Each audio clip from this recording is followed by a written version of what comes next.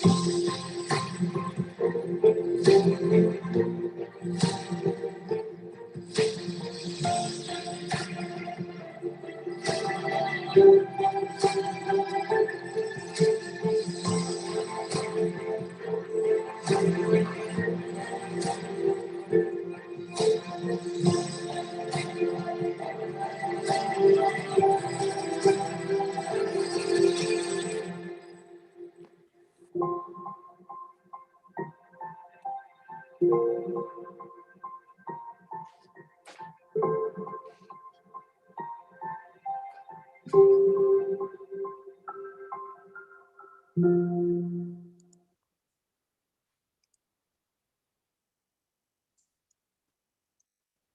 hello everyone, and welcome to Birmingham Bible Church's Winning Wednesday.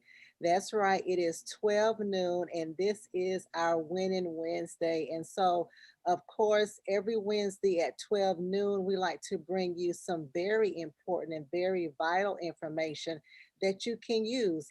And boy, are you in for a treat on today. I am so excited because parents, you are going to love this information. Guardians, grandparents, you're going to want to listen to this information on today. And listen, make sure you share it with someone on today as well. We are getting ready and gearing all of our children to go back to school. Some of them have already started as soon as a couple of days ago.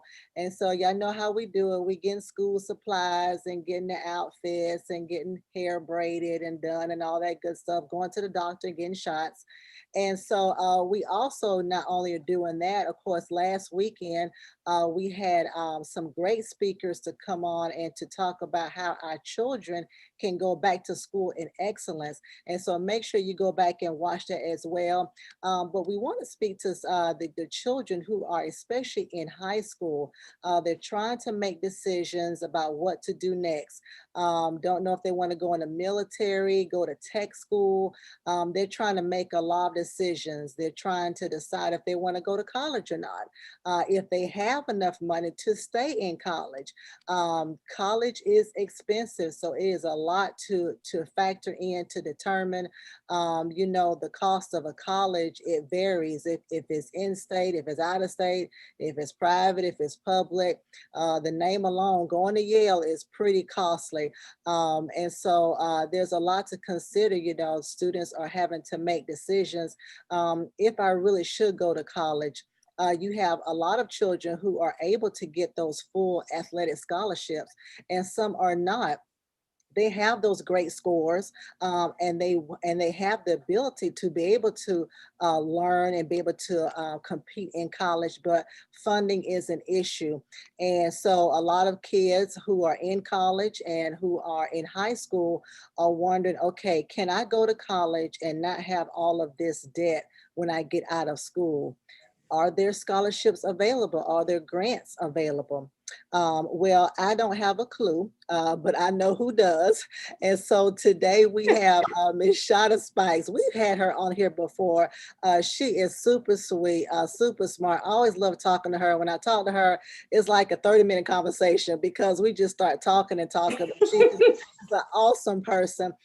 She works for the Atlanta Police Department in the communications area. She can talk to you more about that. She is queen of paparazzi, queen of it. But she knows her stuff when it comes to getting scholarships, whether you're in high school, whether you're in college right now, whether you're a graduate student, maybe there's something out there for you. So she's going to talk to us a little bit about that. So please welcome Miss Chata Spikes. Hello, Miss Chata. Hello, hello, hello. I am extremely excited about being able to join everybody because I have been that person who had to pay for school. And I'm going to start off by just telling you a little bit about myself. Now, I'm in my 40s. That doesn't make me old. So all the kids, I still know what I'm talking about. I've been out of high school for a while, but I've been a college professor. And like Lady Pam said, I work for the City of Atlanta Police Department, but I came there by way of my business, Spike Communications, and I'm the owner of the 5 Buck Jury Truck. But I'm here to talk to you about scholarships. So when I left high school, I left with a lot of scholarships. So literally just today I went upstairs and I still have some of my scholarship letters. I still have all of that information. And yes, I'm not a pack rat, but those things are important to me. But when I left my high school, I was in the top 5 of students who had scholarships. And these aren't scholarships that just came from academics, but these were scholarships I found on my own. And that's going to be important for a lot of students to know.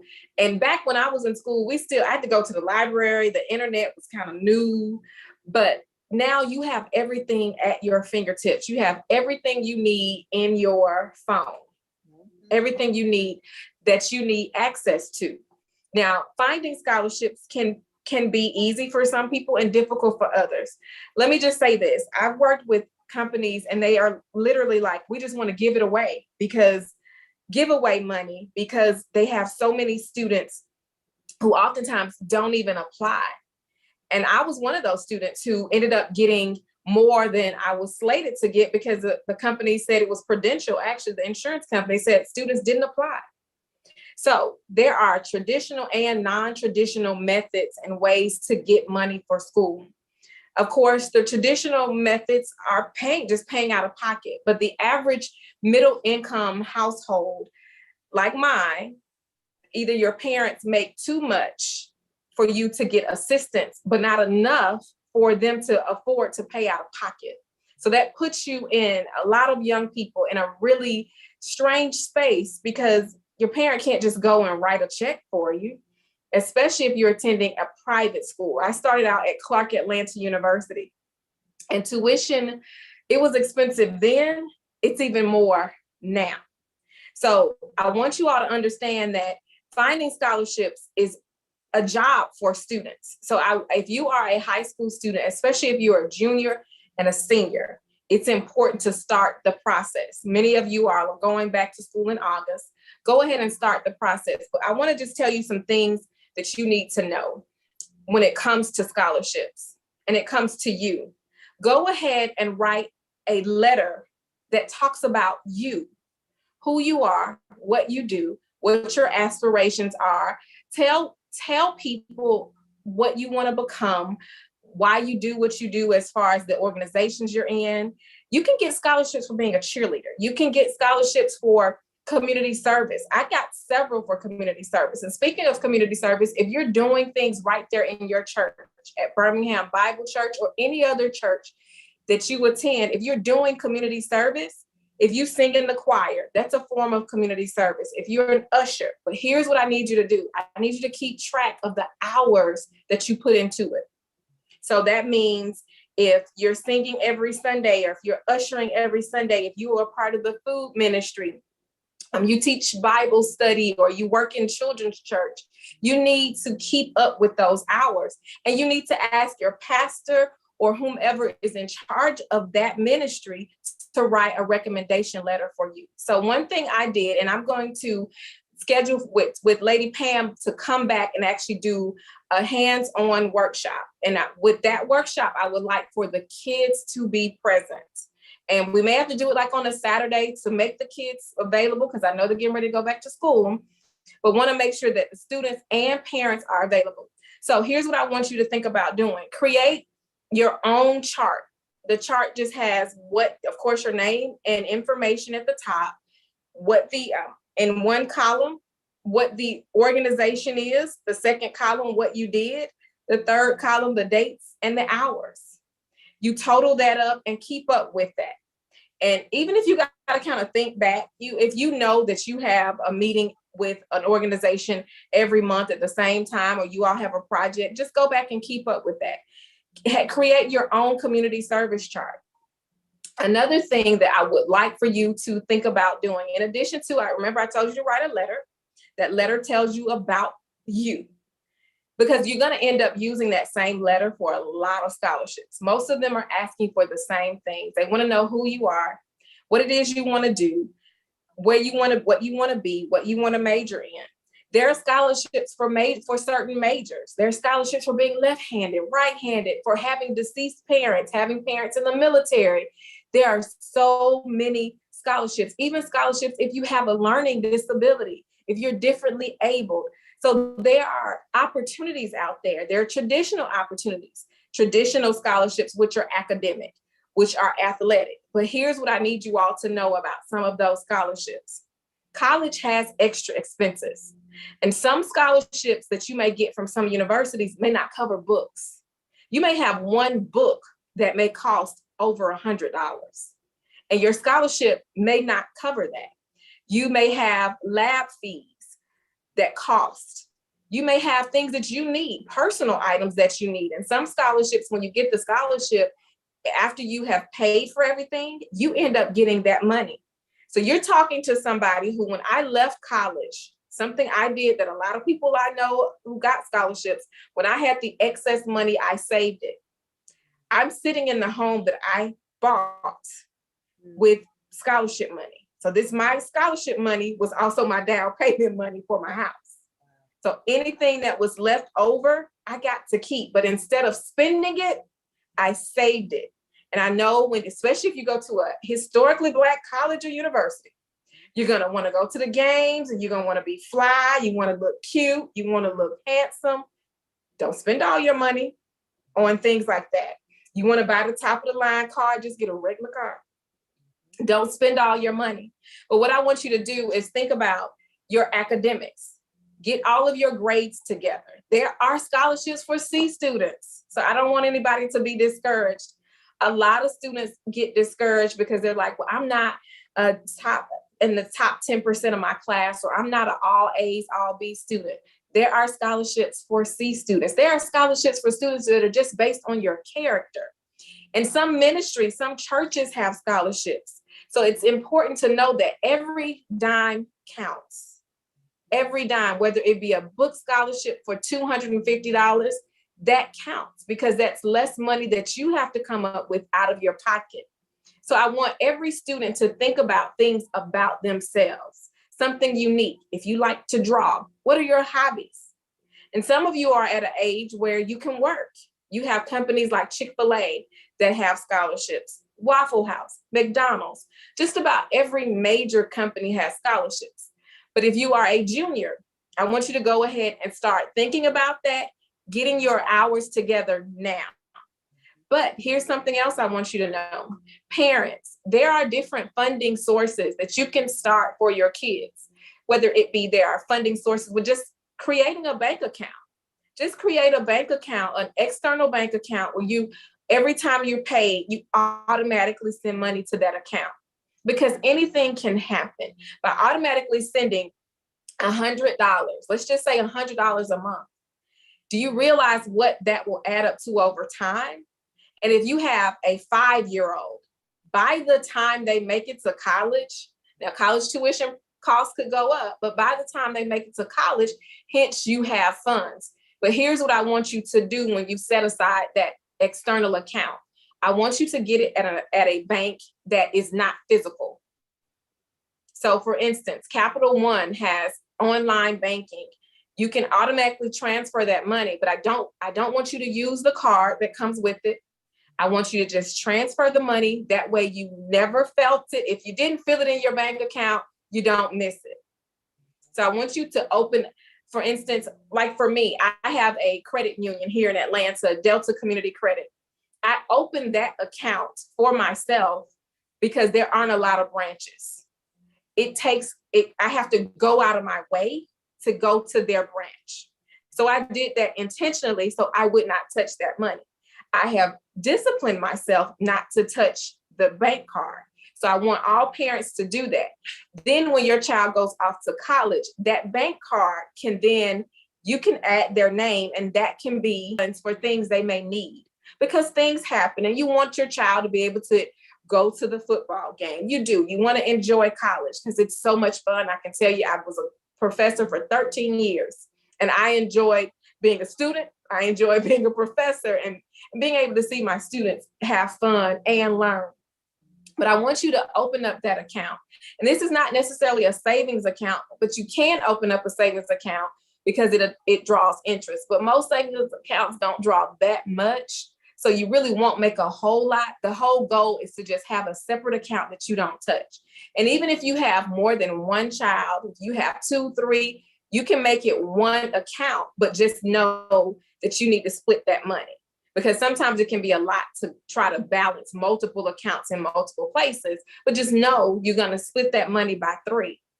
So it's important for you to know that. Now, when it comes down to those academic scholarships, a lot of schools have money, but since we've gone through this pandemic, some don't. Some schools are dealing with the fact that enrollment was low. And with the whole threat of COVID coming back, schools are having to readjust. But some schools do have funds. So if you know that you're majoring in biology and you know you did very well in high school in biology, have your biology teacher write a letter of recommendation for you. That letter of recommendation will help you, and you can take that to the department head or the dean, and oftentimes they have funds. But if you're going to do that, you got to be able to prove that you're committed to that particular major. Because some schools have it set where if you walk away from a major and they've given you scholarship, just like athletes, sometimes it's like if you walk away, you're not going to be able to keep that scholarship. If you walk away, they could say, well, you're going to end up owing us. So if you know that you want to be a doctor and you know that your major is going to be biology, then you want to stick to biology. I know it can be a tough major, but stick to it. So get with the department head or the department chair and have your teachers, especially if it's, let's say you all go to Alabama State. If you are Alabama resident and you go to a high school, 9 times out of 10, you've got a teacher who knows somebody at the school. Forge those relationships now. If you're a freshman or a sophomore and you know what it is you want to do, what you want to major in, check with the schools. A lot of the colleges have programs for high school students. So I'm going to give you all an example. I taught at Fort Valley State University, which is my alma mater. I taught there for 13 years. So we have programs where we bring in high school students. So I taught in communications, radio, TV, media studies. We have our FAME camp. A lot of our high school students from the surrounding area would come to FAME camp. Those same students would then end up being students at Fort Valley and were eligible for scholarships. If we knew we had money, those would be our first choice and our top picks. Another example at Fort Valley State, and I'm not putting in a plug for Fort Valley State, but if you want to attend a school at Fort Valley State University, we don't charge out-of-state fees for students who live in Alabama. So that's my shameless plug. But for instance, we have a program that allows students to get their master's degree in 5 years. So they'll attend Fort Valley State, and then they will go off to several schools, Penn State, UNLV, Georgia Tech, and then you're eligible to get your master's degree. Now that's called our CDEP program, and that's Cooperative Development Energy Program. So if you want to work in the oil industry, solar, Fort Valley State has a great program, but here's the catch. The CDEP students start in high school. And so if you want to be a CDEP student, you got to start in high school to get to be a part of the program. Now, they do have some students who don't start, but it's a process to get in if you don't start at the high school level. So I strongly suggest, if you know that there's a school you want to attend, find out what programs they have. Because like I said, CDEP starts for 9th graders. So we have students who come in and they come into Fort Valley State, 9th grade, 10th, 11th, 12th. They've got, usually CDEP students have a full ride, and they're actually called CDEP scholars. They have a full ride, and they end up matriculating at a Division I school for their master's degree. So you have to do the research. Research, the number one piece of advice I want to give you is research. Research the organization that you are trying to get monies from. Research the school that you're trying to attend. And it's going to be important to think about certain things about yourself, because those are the things you want to put in those letters, because scholarships are very competitive. They're becoming more and more competitive as more and more students find out about them. But there are some organizations that are struggling to give away money. And it's hard to believe, but there really are large companies as well.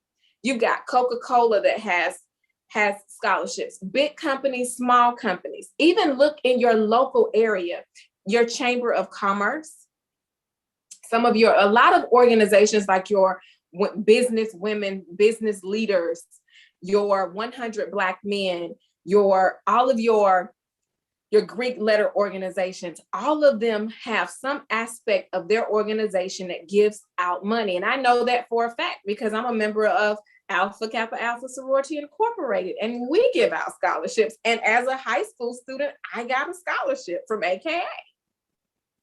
So did you have a question, Lady Pam? No, I was teasing about the AKA. I said, yes, I remember that. But it's important to know that Yeah. there are scholarships. You can, for instance, my chapter here in Atlanta, we have, I'm in the Douglasville chapter, we have a cotillion. That's one way to get your money. And of course, just about all of the chapters, either AKA, Delta, Zeta, all of them in some way have, Sigma Gamma Rho have some type of either a cotillion or a botillion scholarship contest. They are contests that are literally making a video. The state of Georgia, for instance, the National Highway Transportation Safety Administration has a scholarship, and then the state of Georgia does the same thing. And I'm pretty sure Alabama does the same thing.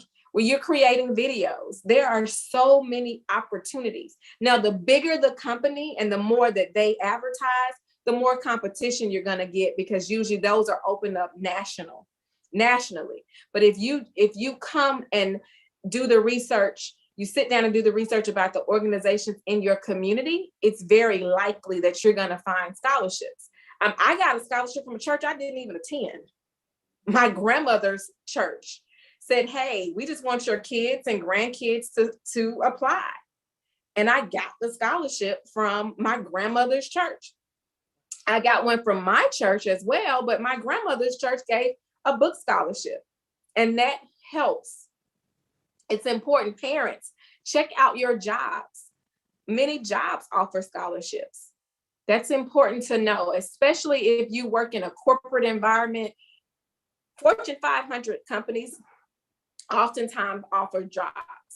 I mean, I know, for instance, in Huntsville, Toyota offers scholarships. And of course, if you're in the military, there are opportunities for you to pay for your child's scholarship, pay for your child's school without them enrolling into ROTC. There's still ways, because some kids are like, I don't want to do that. So my parents did, that's what my dad did, that's what my mom did. But there are still opportunities out there for you and your child. Now, even for graduate students, there are programs. And like I said, I want to sit down and have an interactive, in a perfect world, I'm coming to Birmingham. I already said it, I'm coming. Right, you coming. And we're going to sit down and I'm going to show you. I actually think I still have some of my actual letters. I used to give my letters out to students and just say, here, change the information in here to make it yours, but I'll get you started. I've worked with students who have their entire school paid for it. My biggest success is one student is now a PhD, and he started with me in high school, and he has not had to pay a dime. I have another young lady who went off to University of Florida. They went to big schools and haven't had to pay a dime. This is just something I started. Now, let me say this. There are folks who charge a lot of money for something you can do for free. It's literally just getting yourself the time, giving yourself the space to allow the time and think about what you're doing and what you've done.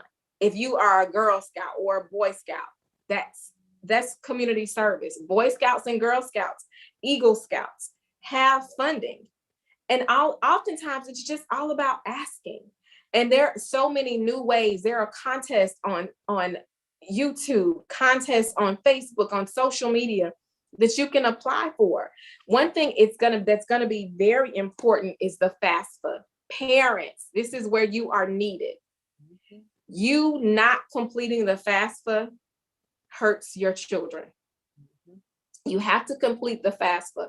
Most states now, especially if a state has any type of lottery, has some type of scholarship. So for instance, here in Georgia, we have the Georgia Lottery.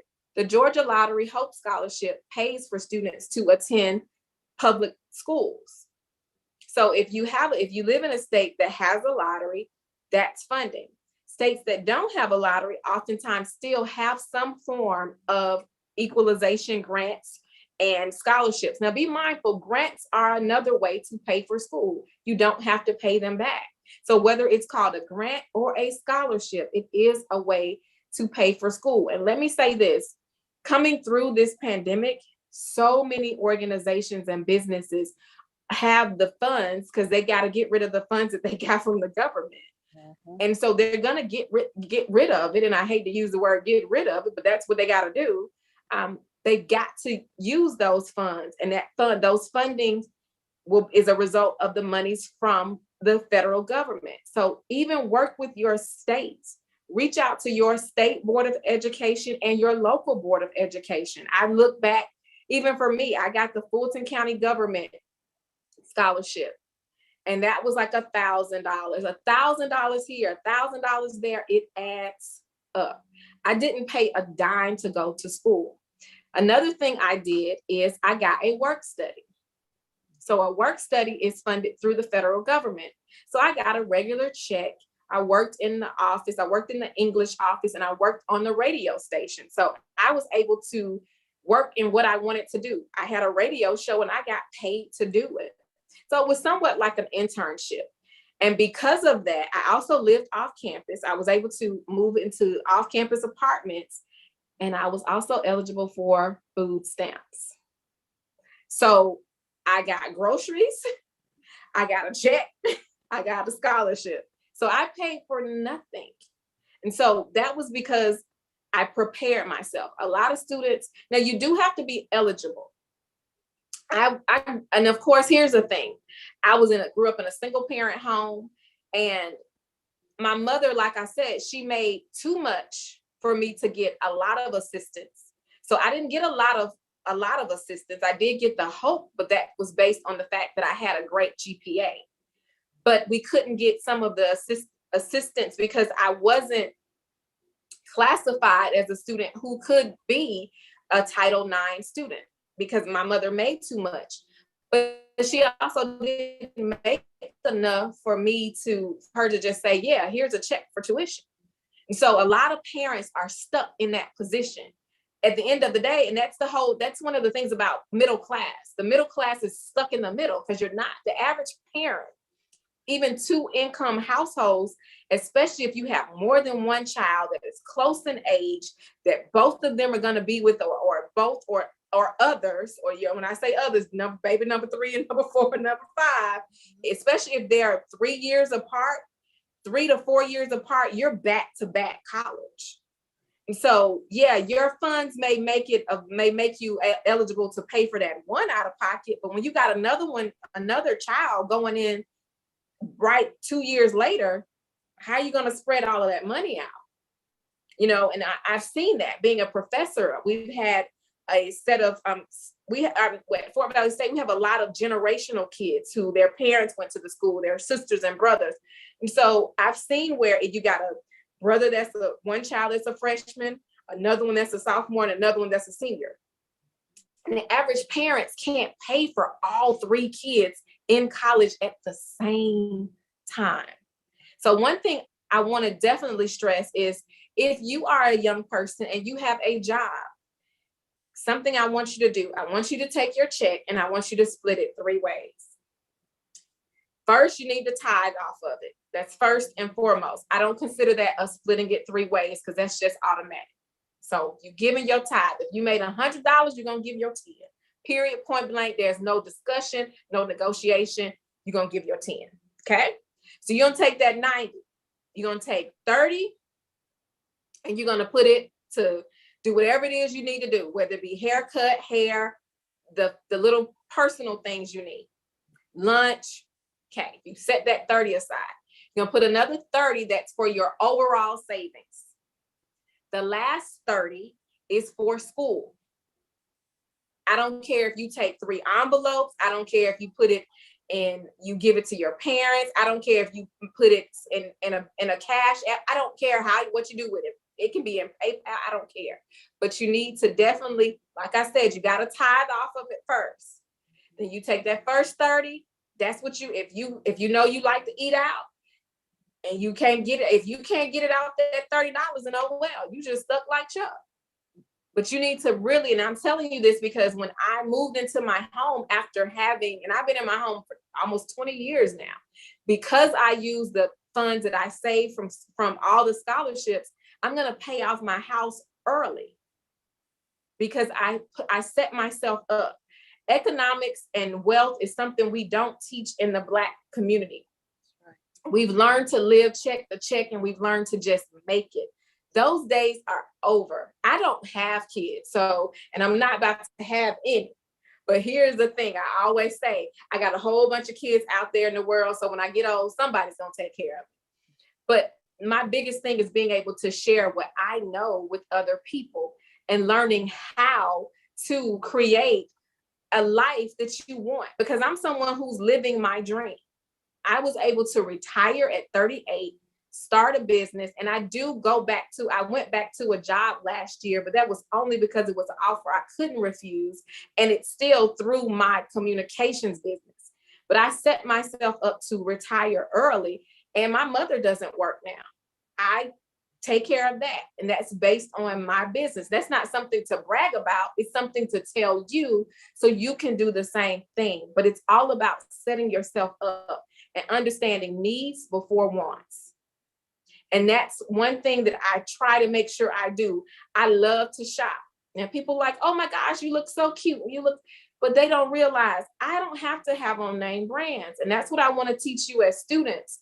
When you all go to college, I see students who want to have on the red bottoms, who want to have hair that's down, and I'm not knocking it, but who wants to have all this hair that costs hundreds of dollars.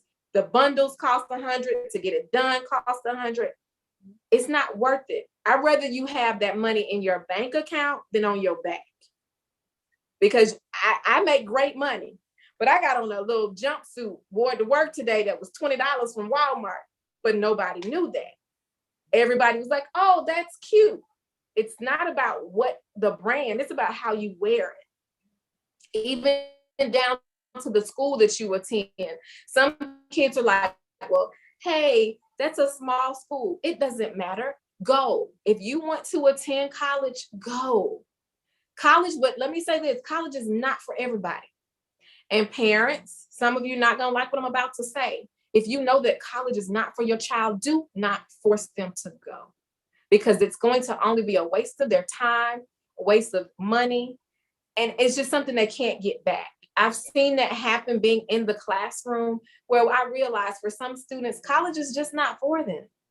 And it's something that you have to accept. Even if you went to college or you didn't attend as a parent, don't force your child. And I know it's a great opportunity. It's something great, but let them strive towards what it is that they want. And sometimes you got to let your child fail and be okay with it. It's okay because you got to understand, if you've done everything you're supposed to do, that whole idea of failure won't be a failure. I always tell my team that I work with, and I tell students, we never fail, we only learn. That's right. And you got to let them learn about life. And I know as parents, you want to be mama bear, daddy bear, you want to protect them. But even when it comes down to these scholarships, students, if you want to go to school, you need to be doing the work, not your mom, not your dad.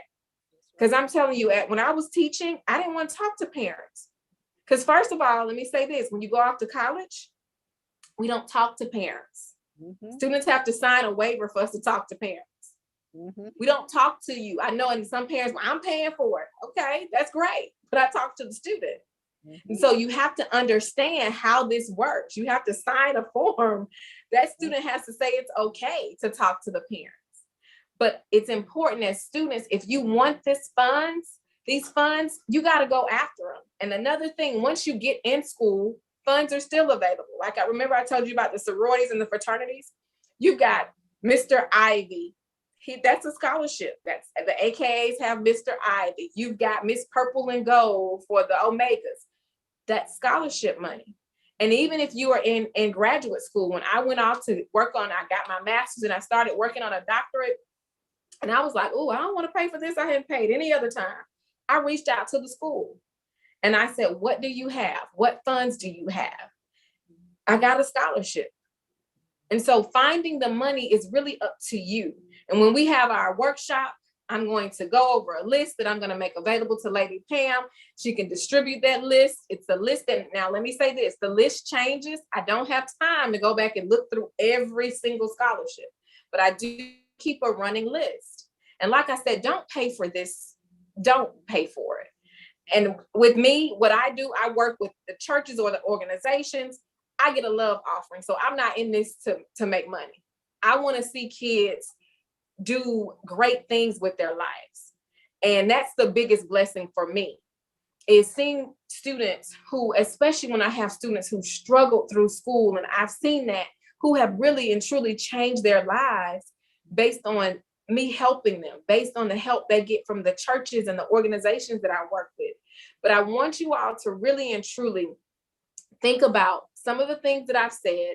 I know I've said a lot in this time, and Lady Pam, you tell me when my time's up. I know I've talked about a lot, but whenever I work with an organization, I like to get a feel and talk to you and kind of give you a feel of what to expect, knowing that you need to have some form of a calendar, and that's what I have, a planner, or use your phone. Make sure that you're keeping up with deadlines, the FAFSA deadline, the deadline for, I heard a mom the other day saying her son is going off to college and he has missed every deadline. Therefore, he has missed the scholarships. He missed the scholarships because he missed every deadline. She said, as a matter of fact, they're supposed to move in next week, and she didn't even know. Now, parents, when I say make the kids responsible, I told the mom, I said, now some of this is on YouTube. I don't mean you just give it all to them. Keep up with it. Have some type of planner or calendar where you're writing down the dates. You're keeping up with move-in date is this day. Sign-in date is this day, especially if your child is going into college for the first time. It's their first year. They usually have orientation where the freshmen come earlier. And that's another thing. If you know that your child's going to live on campus, make sure you have that available. And that's going to be through those scholarships. Because here's the thing. Some scholarships don't cover room and board. And room and board is the bulk of tuition. And most people don't know that. Feeding students and keeping them housed is the biggest part of tuition. So you may get some scholarships, especially those academic. It only pays for the academic portion of tuition. It may not pay for room and board. And then they're going to need things like soap, toothpaste, laundry detergent. And speaking of laundry detergent, make sure all your kids know how to wash clothes. Amen. When they go off to college, and at least make sure they know how to grill some cheese, okay, parents, when they go off to college. But it's important to understand that you have scholarships and you get that extra money, it can pay for those things you need. And one thing as well, when you get your money, you graduate, how people like Chata Spice, I'm not going to get, Foot Locker full of stuff. I'm going to say, baby, here goes some money. Okay, do what you need. Save that money. Save that money. Don't go out and spend that money on a whole bunch of unnecessary things that you don't need in that dorm room. I have seen kids show up for the first day of school, freshmen moving into the dorm with 75-inch TVs. And I'm like, what you need that for? And that is not an exaggeration. Literally, it's a dorm. It is not your home. It's not going to be your permanent home. I know they got these nice dorms with these cute like apartment settings and real nice, real swanky, better than what I had in college until I moved off campus. But make sure that when you're coming in focused. Don't spend money on these huge TVs. Don't spend all this outrageous money. Yes, it's okay to have a cute room, but I have seen some rooms that I'm like, honey, this is not your permanent living arrangements. I don't want you to get so comfortable that you become a super senior, where you have been in school long enough to have gotten a PhD and you still working on your bachelor's degree. So that's something I want you all to understand. Don't get so comfortable that you don't want to leave and you don't want to take the leap of faith and taking the next step. And I'm going to go back to even those kids who don't want to attend college, traditional college. And let's say you want to go to a junior college, do it. Some kids are not ready coming right out of high school for a 4-year institution. And I have people sometimes who look down on trades, and there are scholarships for students who want to go to a 2-year, to a junior college and to a technical college. Right now, students who are graduating from technical colleges are graduating with little to no debt, and they have jobs that start off at $50 an hour. So I have people who look down, well, it's not a 4-year degree. Welders and plumbers, and we all know, because some of us have had to call plumbers before. Welders, plumbers, electricians. My AC has gone now. It's back on now. But when I had to get a new AC, that was $6,000. Okay, they make great money. So I don't want you to think because if your child doesn't want to go to a 4-year institution that you're going to look down and like, well, it's not a 4-year institution. Because at the same time, you got folks who go to 4-year institutions who are paying debt into their 40s and 50s. I remember being in high school and I had teachers who still had debt and they were in their 40s. And I'm like, you got your degree 20 years ago and you still got debt? We don't want to live that lifestyle. That lifestyle is not cute. Debt is not cute. That's right. Now if you're gonna have debt, having student loan debt is a positive debt, but it can be a lifetime debt. So remember that. I do have a portion of a loan from when I went to get the doctorate, and then I changed my mind, and I was like, I can make more money without this, but it's not much. So I literally, since COVID, they won't even take my money. And those are some other things to think about. There's a chance that some loans are going to be wiped away. So you have to think about that for some of the parents. It's not for the kids, because I don't want you to get anybody's loan if you don't have to. If you have to get a loan that will not start accruing interest until you graduate. Do not get a loan that starts accruing interest on day one. Because if you get that loan day one of your freshman year, it's going to continue to accrue. And that's how a lot of our teachers that I had still had loans 20 years later, because those loans start accruing interest on day one. You want loans, if you have to, you want one that starts after you graduate and has a grace period. If you have to get a loan now, a lot of times the Parent Plus loan is what is pushed to parents. Parents, if you have to get a Parent Plus loan, make sure you are looking at the stipulations of that loan. When does the interest start and what is the interest? Try to get loans with single-digit interest. There have been ways to get loans through your credit card companies that have zero interest. If you can do that, that is what I suggest, because oftentimes what really messes folks up is the amount of interest that is accrued. So I want you to really and truly think about that. So for instance, when I started my doctorate and then I stopped, that little bit of loan that I do have, it's slowly being wiped away because I work in law enforcement. So hence why you don't see me worry. It's being wiped away because of what I do. Although I'm not a police officer, I still work in law enforcement. So it can be wiped away.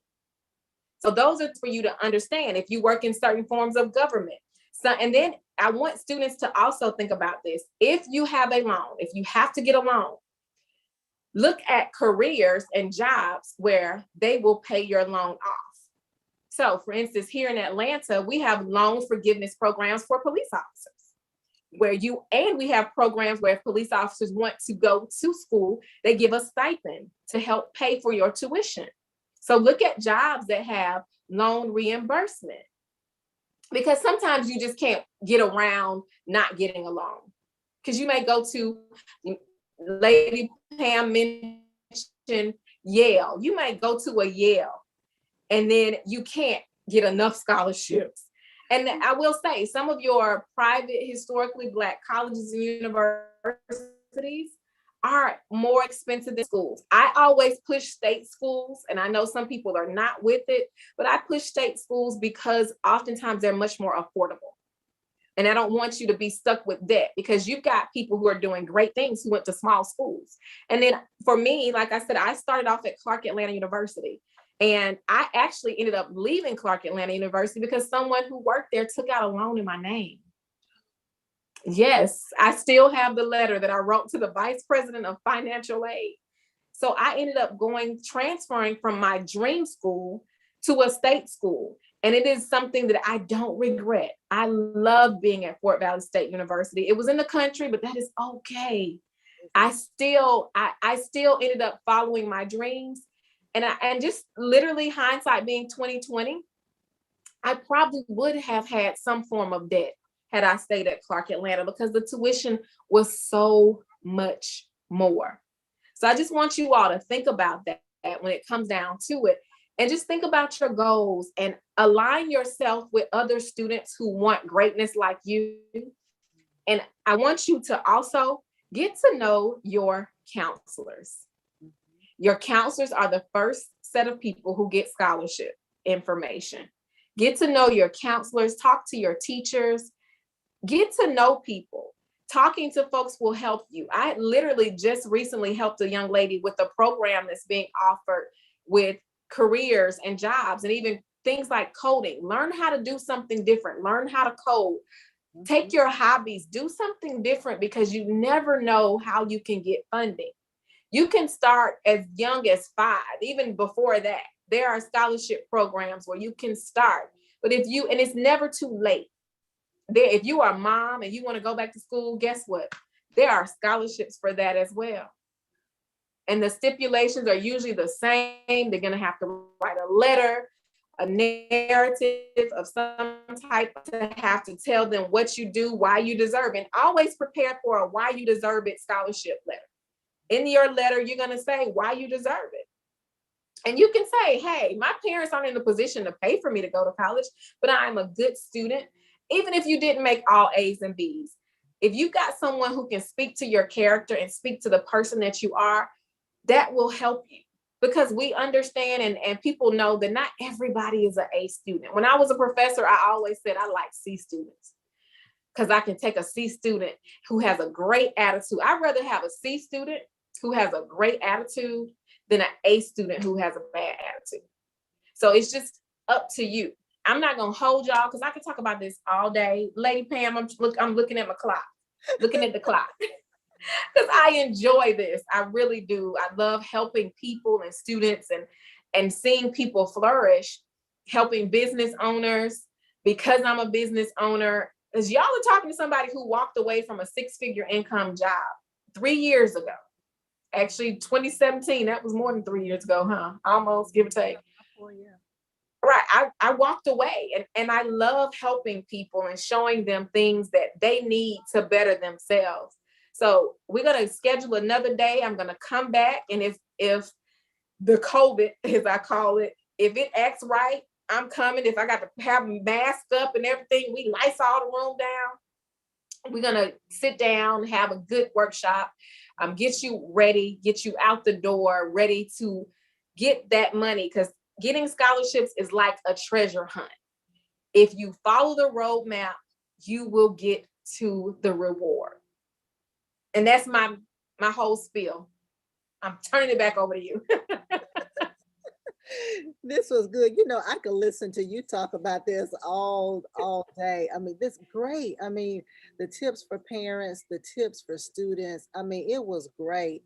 So what we're gonna do is, I'm gonna put out there for people who are interested. Now, let me ask you, what's the age group? Because you and I kind of talked about this before. I've always heard that, you need to start early. So I'm thinking, oh, maybe we need to start elementary age. So, what's the age group of those who need to attend this workshop? And Birmingham Bible Church will put it together. We'll get it together. We'll get with Shada, and see what day would be good so that we can do a one-on-one, so that you're doing the work, you're teaching us to do the research. We got laptops open, we're engaged. So what's the age group? How early should these attendees be? I would say the best age group because is going to be the high school, right at ninth grade, only because the middle and elementary and little kids aren't going to sit still. They're not going to do the work. They're usually not going to sit still to go through it. But even you can do some middle school kids who are really focused and who want to come in and really learn. So middle school is definitely high school and college as well. But middle school, if they're going to be prepared to work, learn, we start writing the letters. Right. We go through the entire process of getting them ready for the scholarships, getting them ready to sit down. Because you've got so many different options and what places. There are places now that just websites that just have scholarships. Right. And I try to make sure we avoid anything that there's a cost associated to with it. Because why am I going to pay you when I need money and I don't have money to put out? Right. But I would definitely say for the workshop, middle school, but definitely high school and college. Okay. Because we do have, and I'm thinking of some middle schools we have even at our church. They are so focused. They already know what they want to do in life. And so I know they will do their due diligence. And so we'll put that out there. And just kind of with COVID in Alabama, our numbers are going up. I'm sure it's like that kind of everywhere. So we will have to maybe even do a live, but it would be a private one for Okay. students to be on there. Parents have to be on there. So parents and students are on there together. For those of you who are interested in that, I need you to, a lot of you have my cell number, so you can text me, but email me, Lady Pam at tcowi.org. So Lady Pam at tcowi.org. If you want to get all this great information that Ms. Spikes talked about, how to look at those websites, where to go to get the funding. And then also for those who are I guess want masters, they can attend as well. Yes. Mm-hmm. Yes. Okay. Those who are your older students, your graduate students. Please let us know, Lady Pam at tcowi.org. I get with Miss Spikes and she'll give me her schedule, and then we can go from there. Just great information. I mean, a lot of this we kind of figured out on the fly. We have two older kids. We got two younger ones coming up. And I like what you said about that coding, because we have one of them who loves the video game, loves Minecraft. So we put him in a STEAM camp. So Yes. I'm like, look, if you're going to be playing and you're going to know how to build it. So, so no, Any hobbies, yeah, can turn into money. Literally. yeah, I mean, I told y'all that my paparazzi was a hobby. It turned into money for me. But hobbies can turn into money. Even for scholarships, I had hobbies. I used to volunteer at nursing homes. I got money for that. For something I did because my great grandfather was in a nursing home. I used to go volunteer. I ended up getting money. So there are so many ways to get money for scholarships. It's like, for instance, if you have a deceased parent, there's scholarships for that. If you have an incarcerated parent, there are scholarships for that. If you're left-handed, so many. You want to work in, especially in fields that African Americans aren't known to work in. We're popping now, y'all. So people want to give us money. yeah. Yes, we have a daughter who goes to school at one of the colleges here in town, and when COVID came, I mean, they were giving her money. I was like, praise Jesus. But Yes. but you're right. You're right. They're giving us funds, and so, man, this was great. This was awesome. I learned a lot. Our daughter, who's in the other room, I think she was over there taking notes too. So so Go for it. this was great. So I'm definitely going to get with you. We'll reach out and listen. This is to anybody who's listening. It's not just to those who, attend Birmingham Bible Church. If you are listening to this and you want to be a part of it, please email me at ladypam@tcowi.org, okay? So that we can all get this information together. You can share it with others as well. And so make sure you Yes. give me that information. Send me your information. This is for BBC Worldwide. I don't care if you live in Spain, if you live in Florida, please email me, ladypam@tcowi.org, so that all of our children can get the education they need without the stress of Yes. paying back loans and all that good stuff. You great information about saving that. I'm gonna say that, and I'm gonna be done. Just saving that scholarship money. I wish I would have done that. I told my husband I went to school in Augusta, Medical College of Georgia. I said, had I known, I knew the masters came every year. I would have bought a house. I would have rented it out every year.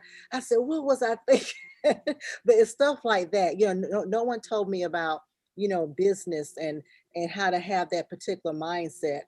But that was great. That was good. And we need to be entrepreneurs. So thank you so much. I You're welcome. appreciate this. We would definitely be in touch on at a later date. Yes, ma'am. Yeah, thank And you so thank much. y'all for having me. Oh, definitely. Thank you so much. See you later, BBC Worldwide. Okay, bye bye.